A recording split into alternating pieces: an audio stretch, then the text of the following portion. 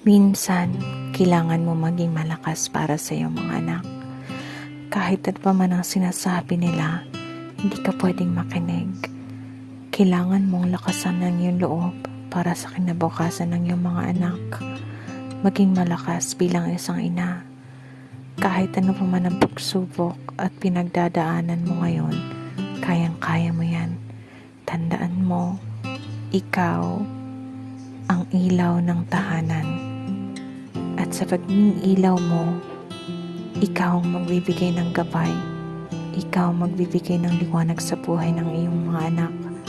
Kaya huwag na huwag kang susuko. Maging malakas. Manalig sa Diyos. At higit sa lahat, umasa sa mabuting bukas na ibibigay ng Panginoon sa iyo. Maging malakas ka bilang isang ina.